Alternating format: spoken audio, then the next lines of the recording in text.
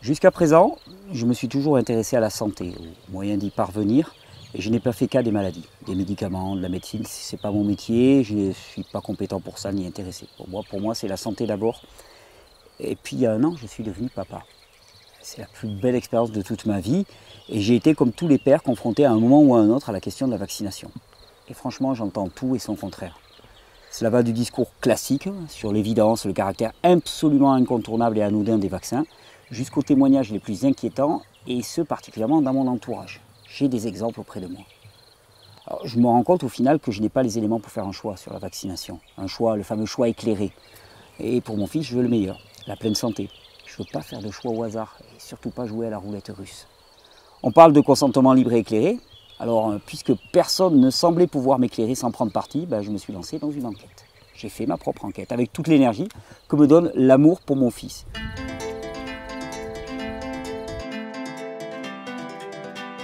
Et je voulais enfin savoir ce qu'il en était de la vérité sur la vaccination. Mon opinion, finalement, n'a aucune importance, et mes choix non plus. Ce que je veux, c'est donner à chacun des informations claires, rationnelles et basées sur des faits scientifiques, afin de pouvoir faire un choix éclairé. Je ne suis pas anti-vaccin, je suis pro-science, pro-santé publique, pro-enfant heureux et en bonne santé. Et donc, je vais poser des questions et essayer d'y répondre.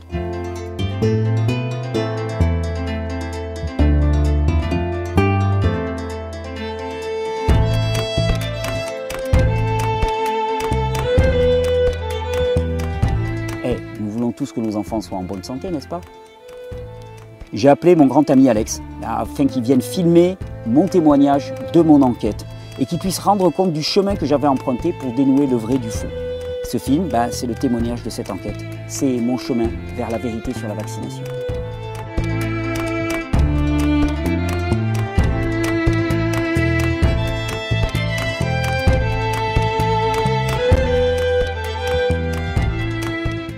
Et voilà, après une petite sieste, je suis là. Dispo, Ouais, motivé. Ouais, très. T'as suivi tout le reste, ça te plaît? J'ai tout lu. T'as tout lu? Tiens, regarde. Génial. Tes devoirs de vacances. Parce qu'aujourd'hui, on va continuer un petit peu sur ce qu'il y a dans les vaccins. D'accord. Parce que avant de raisonner, tu vois, sur danger, pas danger des vaccins, débattre de tout ça et voir, on va voir quelques vaccins en particulier, non pas pour passer de façon exhaustive tous les vaccins en revue, mais plutôt pour voir ce qu'il y a de commun et les points positifs et négatifs qu'on va pouvoir trouver dans chacun d'eux. Mais avant ça, je voulais terminer la liste quand même des produits qu'il y a dans les vaccins, et parce qu'il y a quelque chose quand même, pour moi en tout cas, d'assez effrayant, tu vois, quand on fait la liste de ces de produits. Ce qu'on a vu, oui, pour l'instant c'est... Alors pour l'instant, ce qu'on a vu, c'est inquiétant mais pas effrayant. Ce qu'on va voir maintenant, c'est effrayant. Ah oui, enfin, même les métaux lourds, c'est... Alors le mercure et choses comme ça, je m'y attendais. Ah oui, C'est-à-dire, quand j'ai lancé mes études, j'avais déjà entendu parler du mercure dans les vaccins, j'avais entendu parler de l'aluminium dans les vaccins. Je ne savais pas qu'on savait à ce point qu'ils étaient neurotoxiques et qu'on savait à ce point qu'on était au-delà des doses normales de neurotoxicité. Je pensais qu'on l'ignorait, que c'était quelque chose qui se disait dans les milieux alternatifs mais qu'il n'y avait pas de preuves. J'ai été surpris, je dois te le dire, des fois je suis extrêmement surpris quand je tombe sur l'évidence et je me dis mais en fait on le sait. Oui. Et je me dis, mais comment est-ce possible, quoi? Comment est-ce qu'on peut le savoir? Non, là aujourd'hui, on va parler des autres éléments qui peuvent être présents dans les vaccins. Et parmi ces autres éléments, il y en a un dont je voulais te parler, c'est ce qu'on appelle les rétrovirus. Alors le rétrovirus, qu'est-ce que c'est? Ce sont des familles de virus qui infectent principalement les vertébrés.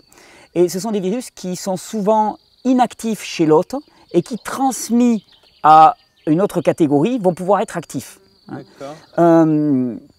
Ils sont asymptomatiques chez leur hôte initial. Par exemple, je vais donner un exemple.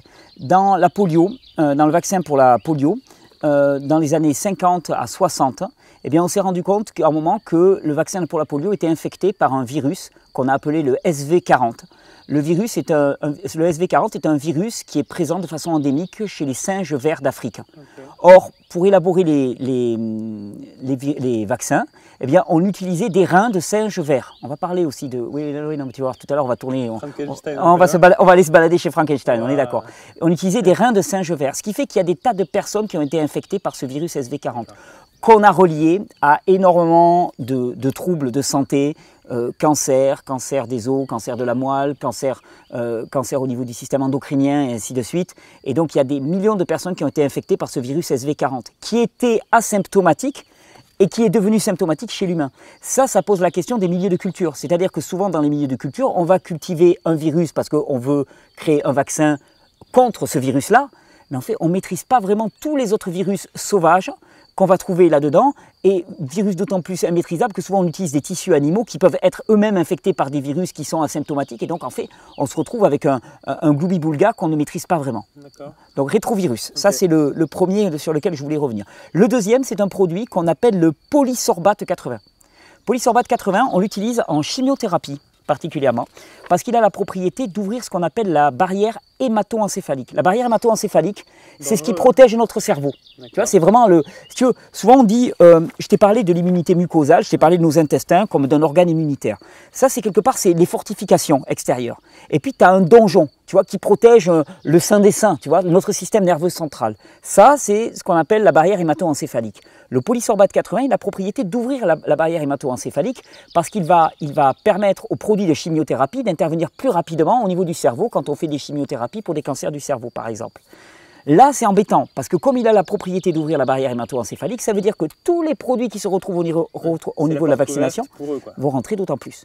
Et par exemple, alors, non seulement il fait ça, mais j'ai par exemple au niveau de sa dangerosité, j'ai une étude, là par exemple, je t'en ai mis plusieurs sur le polysorbate P80. L'additif alimentaire P80 agit sur la flore intestinale des souris en favorisant les inflammations intestinales, l'obésité et le dysfonctionnement du foie. Tu vas me dire, c'est pas très grave, c'est pas la mort, mais enfin bon, obésité, dysfonctionnement du foie, ça peut être des handicaps qui vont te poursuivre toute ta vie. J'en ai des tas d'autres, hein, on l'appelle aussi le Twin 80. Ça participe à ce qu'on appelle la formation de biofilms. Le biofilm, ce sont des colonies bactériennes qui vont faire des couches à la surface des intestins, qui vont amener malabsorption, défaut immunitaire, enfin, ainsi de suite, donc des tas de problèmes de désassimilation. Donc voilà, c'est quand même pas un produit qu'on voudrait voir dans les vaccins. Alors ensuite, il y a un autre produit là qui m'a... Alors le nom m'a un peu amusé un petit peu, surtout quand on m'a dit que c'était dans les vaccins. C'est un détergent qu'on appelle le Triton X100. Détergent, oui, un détergent de surface. D'ailleurs, tu peux en trouver dans les magasins de bricolage. Là, tu vas chez Leroy Casto là, et tu vas trouver du Triton X100 pour nettoyer les surfaces. Oui. En fait, c'est un détergent et il a la propriété aussi de solubiliser. C'est pour ça que je pense qu'on l'utilise dans les vaccins. Hein, ce Triton X100. Et alors, le Triton X100, c'est assez intéressant parce que j'ai trouvé quelques études qui testaient, parce que moi, quand on me dit un détergent, je me dis, mais qu'est-ce que ça fait là? Puis ça ne me viendrait jamais à l'idée de boire du détergent, mais en plus de m'injecter du détergent. Enfin, tu vois, globalement, quand tu parles d'injecter ça à ton gamin, tu te dis... Là. Et en fait, je suis tombé sur l'étude de toxicité qui a permis la mise sur le marché des produits à base de Triton X100, et ils disent, le vaccin Triton X100 Split Virion, donc déjà le nom c'est Goldorak, hein. Tout de suite, hein, tu sens que là tu as affaire à quelque chose de sérieux, quoi. A été bien toléré. Aucun événement indésirable grave n'a été enregistré durant les 21 jours qui ont suivi la vaccination. Globalement, ils savent que ce n'est pas dangereux parce que le suivi a été fait sur 21 jours. Ça me semble quand même être une vaste blague. Je veux dire, on sait bien que la toxicité comme ça se répand dans l'organisme. À 21 jours, c'est juste ridicule, quoi. Pour moi, ce n'est pas un test épidémiologique du tout. Oui. Et puis alors, je me suis procuré la fiche signalétique du Triton X100. On va peut-être la mettre à l'image, parce qu'elle vaut le coup. Donc déjà, les 3 premiers panneaux, il y a marqué « Danger », c'est rouge et ça clignote. Déjà, tu te dis, c'est pas sain, tu vois, c'est pas sain comme truc. Phrase de risque, H302, nocif en cas d'ingestion. Donc c'est dangereux si tu l'ingères. Si tu l'injectes, non, c'est pas dangereux. Ouais, voilà. Hein? Provoque une irritation cutanée, provoque des lésions oculaires graves, très toxique pour les organismes aquatiques, entraîne des effets néfastes à long terme. Mais du coup, eux, ce qu'ils ingèrent ce qu'ils injectent dans le vaccin, c'est pas un autre, c'est pas une autre, non, c'est un Triton. Frère de. Non, c'est pas un frère du tout, c'est du Triton X100. Et ils te disent bien, porter des gants de protection, des vêtements de protection, un équipement de protection des yeux et du visage. En cas de contact avec les yeux, rincer avec précaution en l'eau pendant plusieurs minutes, enlever les lentilles de contact si la victime, hein, il dit bien, hein, si tu es en contact avec ce truc-là, tu es une victime, emporte, et si elles peuvent être facilement enlevées, appelez immédiatement un centre antipoison ou un médecin. Donc globalement, si tu te fais vacciner avec ce truc-là, tu peux appeler un centre antipoison ou un médecin. Et celui-là, il est présent dans tous les vaccins, dans certains... Énormément de vaccins courants. Wow, hein. Okay. En cas d'ingestion, appelez un centre antipoison, un médecin en cas de malaise, rincez la bouche. Globalement, c'est quand même très surprenant de trouver ça dans les vaccins. Je pense que tu seras d'accord avec moi. Et puis alors, le plus gros, c'est une association américaine qui s'appelle Moms Across America, les mamans à travers l'Amérique. Aux États-Unis, ils ont des associations qui sont extrêmement puissantes. C'est un gros pays. Ils ont et puis l'esprit associatif est très présent aux États-Unis. Puis l'esprit associatif qui fait du lobbying, c'est-à-dire que quand ils ont une association, ils interviennent vraiment dans le jeu politique. Et là, par exemple, ils se sont payés une étude indépendante par un laboratoire qui s'appelle Microbe Innotech Laboratories. Hein, tu vois mon accent. Laboratories. Ouais, ok. Donc, le laboratoire des microbes Innotech. Et qu'est-ce qu'ils ont trouvé là-dedans? Ils ont trouvé un produit qu'on appelle le glyphosate. Le glyphosate, c'est un herbicide systémique qu'on trouve dans le Roundup. C'est le Roundup, globalement. Ils ont trouvé, et donc les résultats indiqués par ce laboratoire, des niveaux inquiétants de glyphosate dans le vaccin combiné trivalent contre la rougeole, rubéole et oreillon, donc le ROR. Hein. Il comprend les vaccins viraux vivants atténués conçus contre la rougeole, la rubéole et l'oreillon. Il est habituellement administré durant l'enfance. Ce vaccin est vendu par Merck & Company sous le nom de MMR2, c'est celui qu'on injecte actuellement à tous les enfants, par GlaxoSmithKline sous le nom de Priorix, par Serum Institute of India sous le nom de Tresivac et par Sanofi Pasteur sous le nom de MMR VaxPro en Belgique et sous le nom de Trimovax dans d'autres pays. Et surtout, comment est-ce qu'on peut avoir du glyphosate dans les vaccins? C'est parce que simplement on a utilisé des tissus animaux dans les milieux de culture. Et Gilles-Éric Seralini, dont je t'avais déjà parlé, Gilles-Éric Seralini, le chercheur qui a beaucoup travaillé sur le Roundup, a montré que chaque fois qu'on avait du glyphosate, chaque fois qu'une bête avait ingéré, c'est parce que les animaux mangent de l'herbe sur laquelle il y a des herbicides, ça vient dans leurs tissus, et à ce moment-là, comme ces tissus sont utilisés pour des cultures de vaccins, eh bien on le retrouve dans le vaccin. Et ce que Gilles-Éric Seralini a montré, c'est que le glyphosate, il ne venait jamais seul. C'est-à-dire qu'on a détecté le glyphosate, mais qu'il y a plus d'une centaine d'adjuvants qui vont avec le glyphosate, et si on les cherchait, il y a toutes les chances qu'on les trouve. Une centaine? Oui, à peu près, c'est ce qu'il a montré. Il a montré que le glyphosate ne venait jamais nombreux produits adjuvants, c'était les conclusions de ses études. Ensuite, ce qu'on trouve facilement, tu fais quelque chose? Ouais, je changeais le point parce que je pense que c'était un peu le plus... Ah, je bouge? Mais c'est bon, c'est bon. Ouais, caméraman, technique. Alors ensuite, un produit qu'on trouve aussi, on continue notre petite revue, ça te va? Ouais. Un produit qu'on appelle le glutamate monosodique. Tu as peut-être entendu parler, il y a la défunte Corinne Gouget, qui est une personne qui avait beaucoup travaillé sur le glutamate monosodique. C'est ce qu'on appelle une excitotoxine, c'est un excitant du système nerveux central. Hein. Effet cognitif et biochimique du glutamate monosodique et de l'aspartame, administrés individuellement à un ensemble de souris.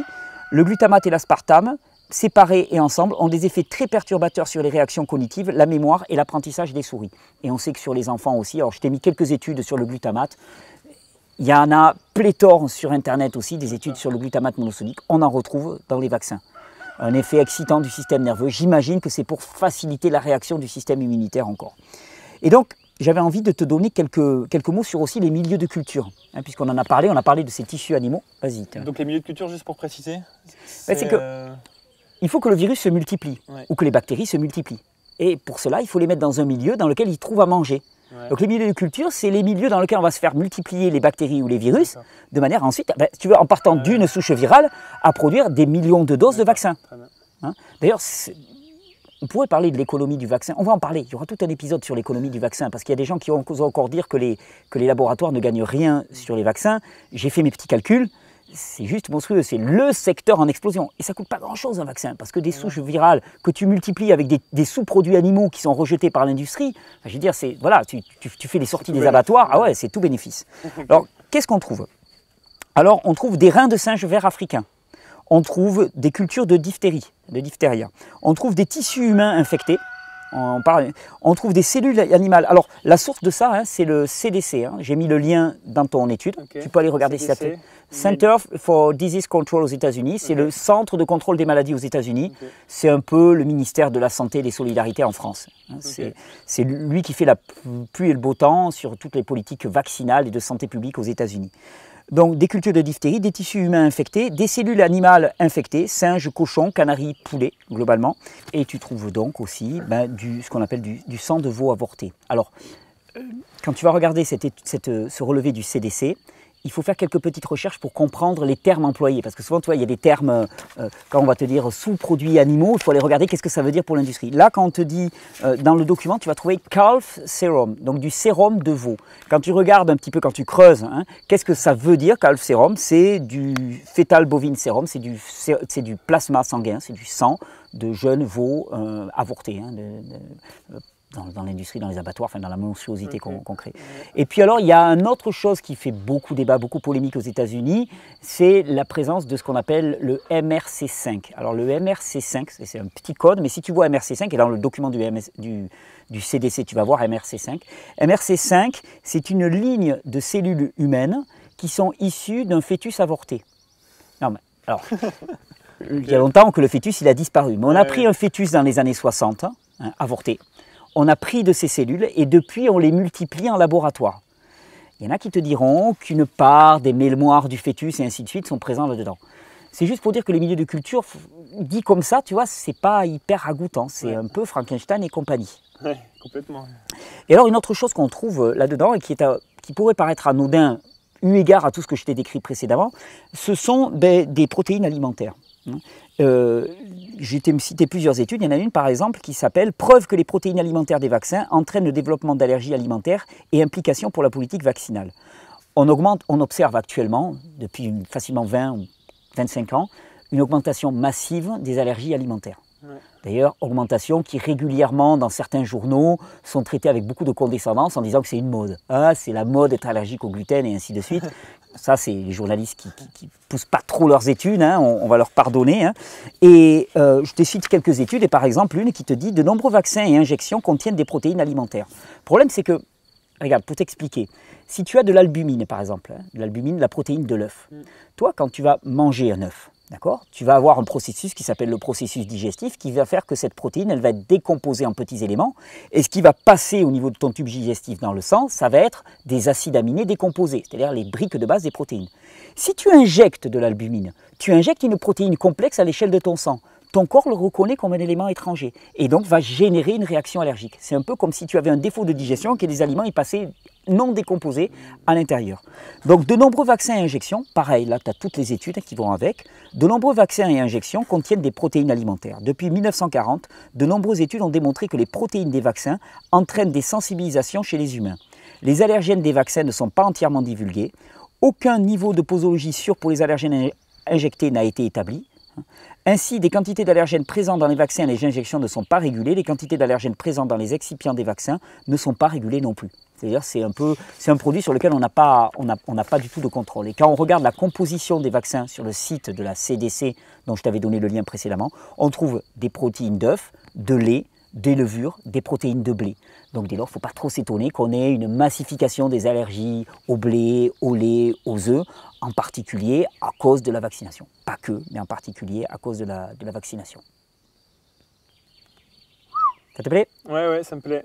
Et du coup, il n'y a pas toujours cette histoire de dose, on va dire, tu vois, que oui, en fait, oui, certes, il y a ça, certes, il y a tous ces produits-là et on le sait, mais comme on les ingère en microdose de manière très faible. Cette notion de dose, elle est importante et elle revient tout le temps. Elle revient tout le temps. Parce que personne ne conteste qu'il y a des produits chimiques dans les vaccins. Ouais. Et d'ailleurs, tous ces produits-là, je les ai trouvés sur le site de la CDC, du Center for Disease Control. Donc ça n'a rien de secret, ça n'a rien de tabou. Il suffit de taper sur Internet, de connaître un peu l'anglais et tu les trouves. Okay. Hein. Le débat se place sur la notion de quantité. Hein. Les quantités sont-elles suffisantes pour produire des effets indésirables? C'est ça, toute la quantité.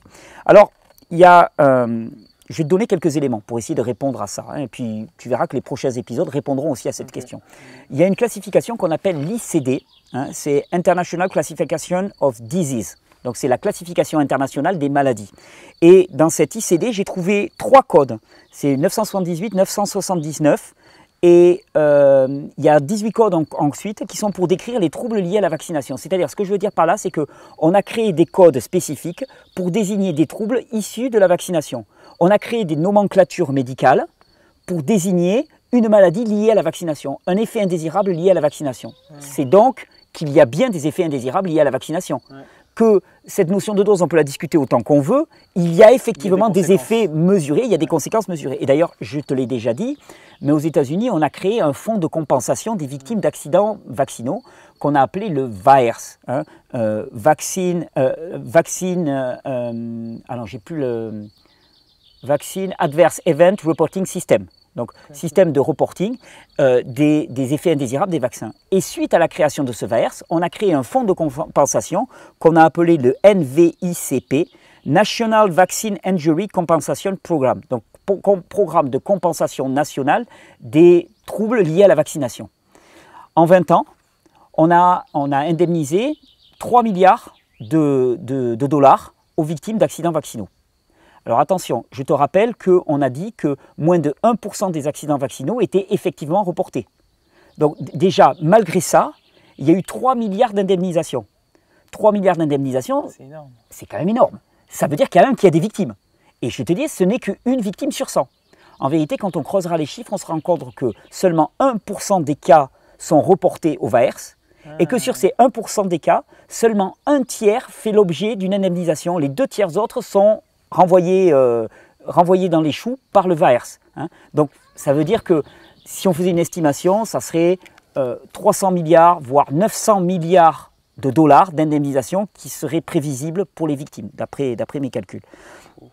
Et donc bon, 1% seulement des accidents vaccinaux. Et je te renvoie à la déclaration de notre ministre de la Santé qui disait « Nous savons que les vaccins sont inoffensifs ». Certitude. Ouais, alors, comment peut-on avoir la certitude que les vaccins sont inoffensifs alors qu'on a versé 3 milliards de dollars d'indemnisation, qu'on a créé un fonds national de compensation des victimes d'accidents vaccinaux? Une chose qui est intéressante, hein, c'est qu'aux États-Unis, ils ont créé ce fonds de compensation des victimes d'accidents vaccinaux. Et ce fonds de compensation, il a été à double tranchant. Avant l'existence de ce fonds, tu pouvais poursuivre un fabricant de vaccins parce qu'il y avait eu des dégâts sur ton enfant. À partir du moment où on a créé ce fonds de compensation, tu ne peux plus te retourner contre les fabricants de vaccins. C'est impossible. Il y a une loi qu'on appelle la loi Cornell, hein, qui interdit de se retourner contre les fabricants de vaccins. Si tu as un problème, tu t'adresses au NCVIP qui va te verser de l'argent pour te compenser. Ils sont devenus inattaquables, totalement inattaquables. C'est quand même assez impressionnant. Il y a une immunité, pour le coup, les plus mieux immunisés, c'est les fabricants de vaccins. C'est un truc hallucinant. Ils sont immunisés par cette loi Cornell, qui est immunité totale pour les fabricants. Intéressant, hein? Autant d'éléments qu'on n'a pas. Et tu vois, tous ces aliments juxtaposés les uns après les autres, on se plaint en France qu'il y a une suspicion par rapport aux vaccins dans la population. Mais attends, mais quand tu vois autant de trucs, tu vois, c'est des petits voyants qui s'allument. C'est ce qui m'a fait, moi, entreprendre cette enquête. Moi, a priori, je ne suis pas anti-vaccination, je n'ai rien contre la vaccination. Enfin, je veux dire, si c'est censé protéger mon gamin... Et quand il y a autant de...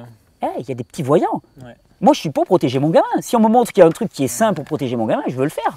Je ne veux pas qu'il soit malade, je veux qu'il soit en bonne santé, je ne veux pas qu'il soit paralysé, je veux pas qu'il... Enfin, tu vois, je veux pas qu'il ait d'accident grave, je ne veux pas qu'il meure. Donc, normal. Normal. Tu vois le beans un petit peu Alors... Un rapport parlementaire italien a été publié le 7 février 2018. Et celui-là, j'aimerais vraiment te le lire, parce qu'il est vraiment intéressant. Puisqu'on est toujours, tu me dis, voilà, la question de la dose. Hein, pour la question de dose, on va pouvoir polémiquer dessus pendant des plombes. Moi, ce que je vois, c'est les effets. Hein. Et ce rapport parlementaire italien, il a été publié le 7 février 2018, suite à 18 ans d'études sur le personnel militaire. Je te le mets en lien, ce rapport du Parlement italien. L'objet du rapport, comprendre les raisons de milliers de décès et de maladies graves chez les personnels militaires italiens affectés à des missions à l'étranger. Le mec, il se retrouve face à des milliers de décès, il se demande ce qui se passe. Les experts ont pris en compte tous les facteurs de risque auxquels ils ont été exposés, au premier rang desquels l'uranium appauvri présent dans les bombes et autres agents liés à l'armement.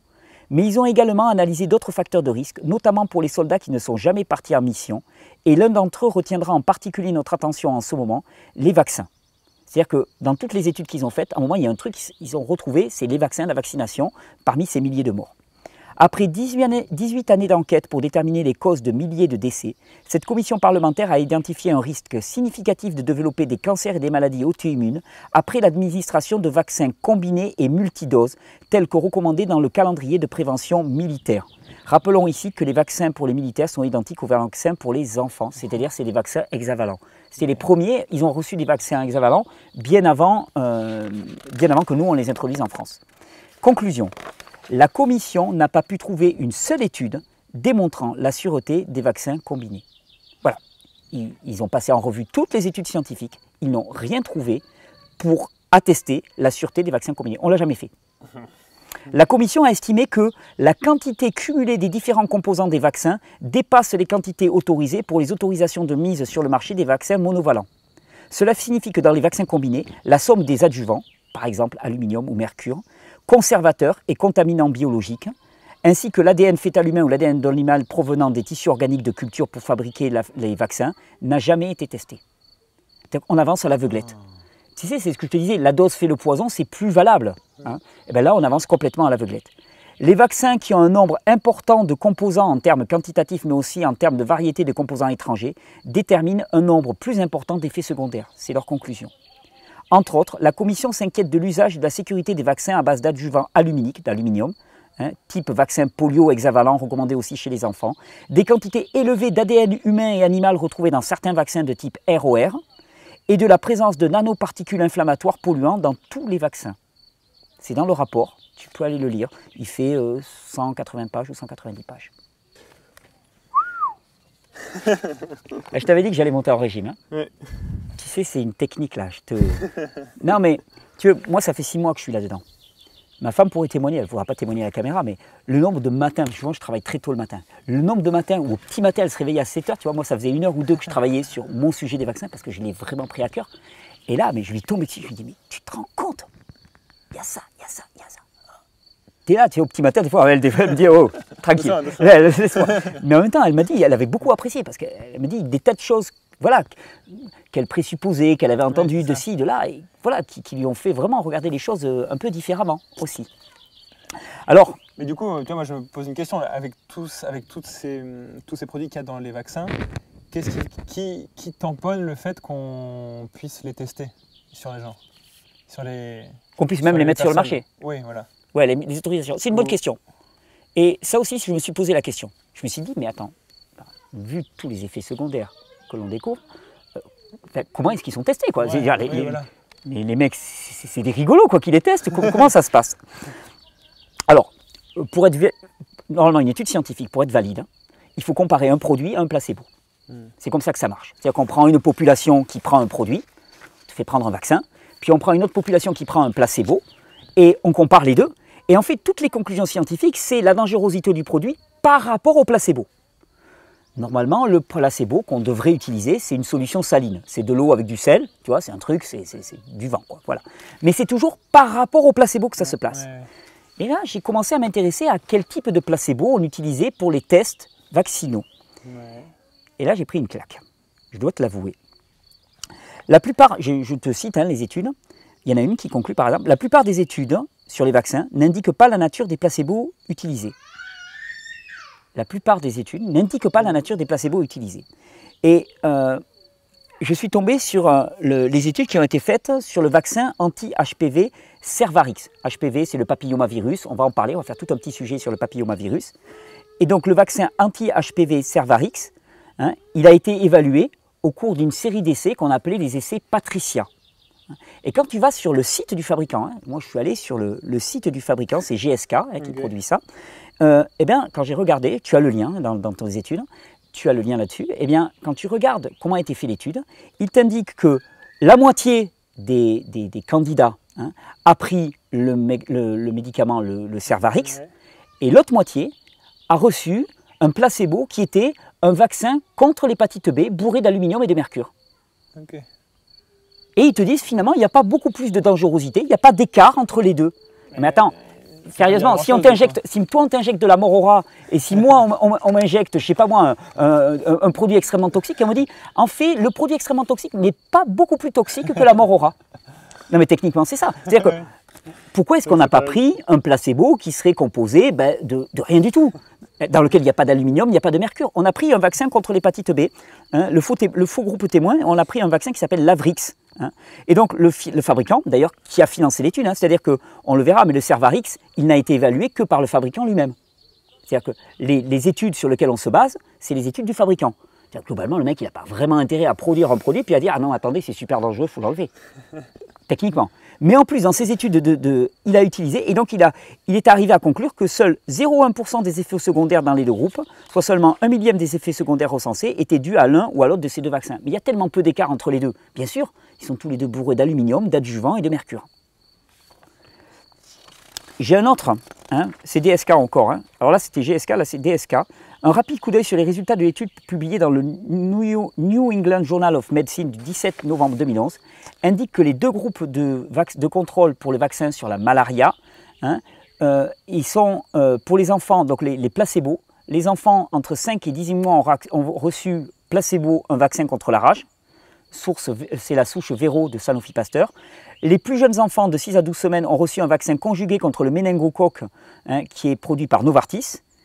Et ces deux vaccins sont déjà bourrés d'aluminium et bourrés. On le retrouve partout, partout où j'ai cherché. Chaque fois qu'on a étudié des placebos dans les tests vaccinaux, on utilise des placebos qui sont eux-mêmes des vaccins.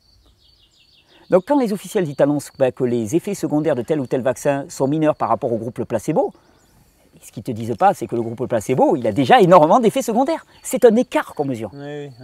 Donc comment sont-ils testés? Voilà, ce n'est pas du test scientifique, c'est de la malversation.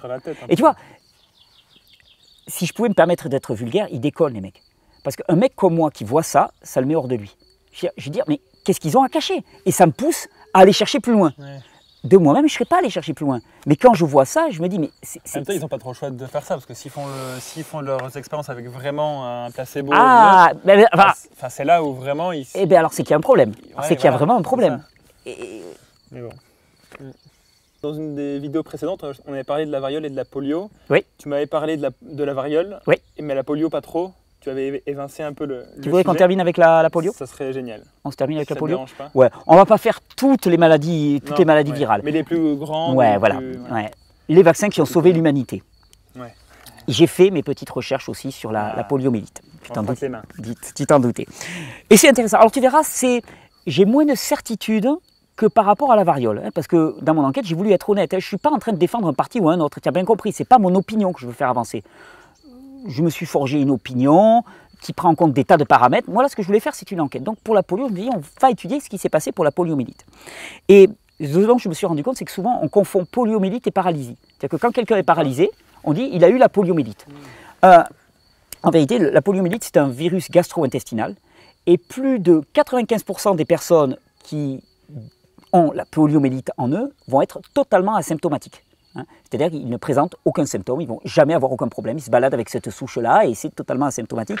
On dit qu'entre un sujet sur 200 et un sujet sur 1000 va réellement présenter des troubles de type paralysie. C'est une atteinte du système nerveux central, hein, au niveau de la crête de la moelle épinière, donc c'est à ce niveau-là que ça va se passer.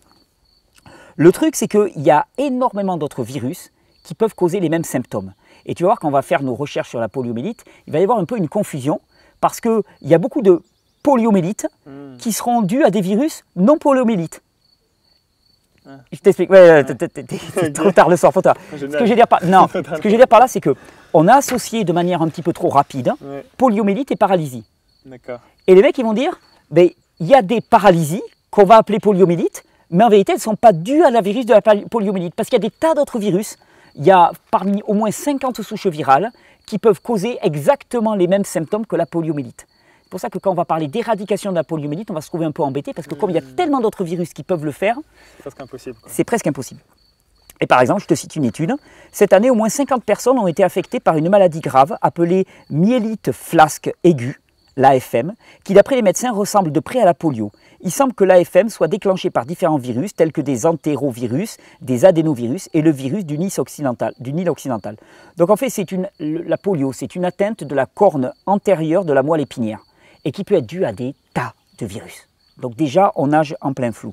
Hein, et souvent, je te disais, on fait le distinguo entre poliomyélite due au virus de la poliomyélite et poliomyélite due à d'autres virus que la poliomyélite. Okay. Et ça, c'est bon à se souvenir. Alors, pour te faire une histoire, la poliomyélite, elle est apparue au XXe siècle, hein, avec un pic dans les années 50, après-guerre. Là, il y a eu un pic énorme. À la sortie de la Seconde Guerre mondiale, globalement. Et il y a une approche de la poliomyélite que j'ai rencontrée en faisant mes recherches. Alors, on aura toujours du mal à le certifier, donc c'est une corrélation. Mais il y a un chercheur américain, hein, qui s'appelle, c'est un médecin-chercheur américain qui s'appelle Morton Bingint, qui a publié divers documents dans les années 50, liant l'épidémie de poliomyélite, donc l'épidémie d'atteinte de la corne antérieure de la moelle épinière, à l'utilisation massive du DDT.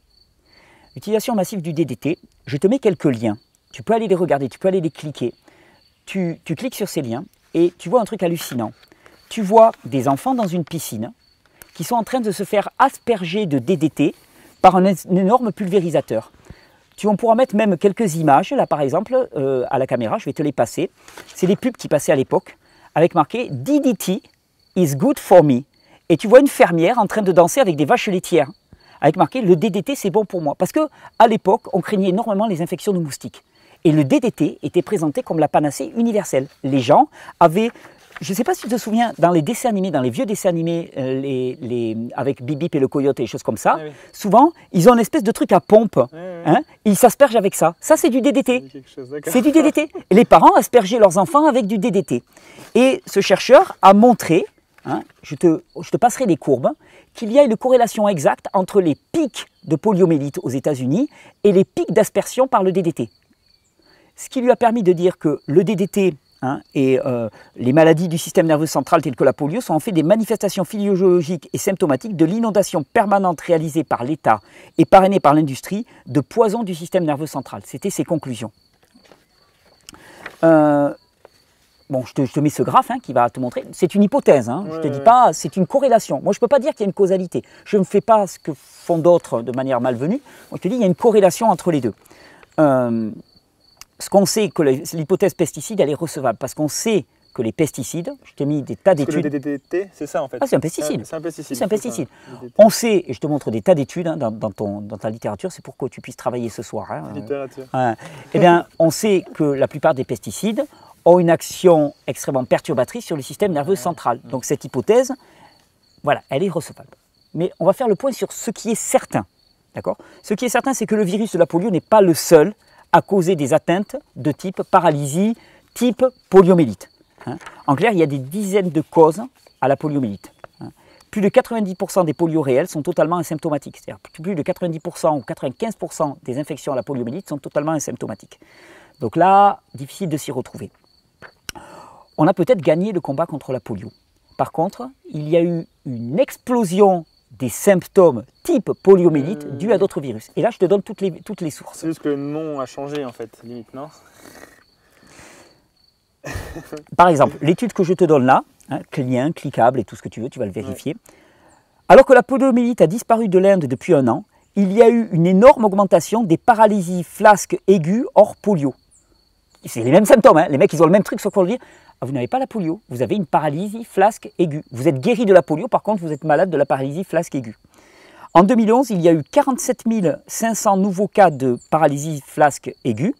Impossible à distinguer de la paralysie due à la polio sur le plan clinique, mais 2 fois plus mortelle. La NFA, donc la paralysie flasque aiguë, était en proportion directe avec les doses de polio orales administrées. C'est-à-dire plus on donne de doses de vaccins contre la polio, et plus on a ces cas de paralysie flasque aiguë qui sont 2 fois plus mortels que la polio. Le ministère de la Santé de l'Inde, après avoir célébré 1 an sans poliovirus sauvage, est maintenant confronté à un dilemme que les experts en santé publique avaient prédit il y a plusieurs années. Le vaccin qu'il utilise pour lutter contre la polio cause plus de paralysie de type polio que le poliovirus sauvage. Okay. C'est chaud, hein? C'est chaud. Et alors, oui, bien sûr, je t'avais parlé de la contamination par le SV40 par exemple. Hein. Là aussi, je te cite des tas d'études. Hein. Contamination dans les années 60, ça a déjà eu lieu. Contamination par ce rétrovirus qui est certainement à l'origine d'épidémies entières de cancer dans les populations des années 70-80. Alors, bon voilà, est-ce que la polio est vaincue? Moi, je ne suis pas certain. Bah, le nom de la polio, oui. On a fait un switch. Tu vas voir que ça, je dirais que ça va être le sujet de notre prochaine vidéo. Ah, de quoi Mais comment... Les enfumages, non. Pas les enfumages. Comment, quand on s'attaque au vivant, Ouais. un virus ou une bactérie, parce que la plupart des vaccins sont contre les virus et les Comment bactéries, est-ce qu'ils s'adaptent? mais elles s'adaptent à une Ouais. vitesse incroyable, beaucoup plus rapidement que nous.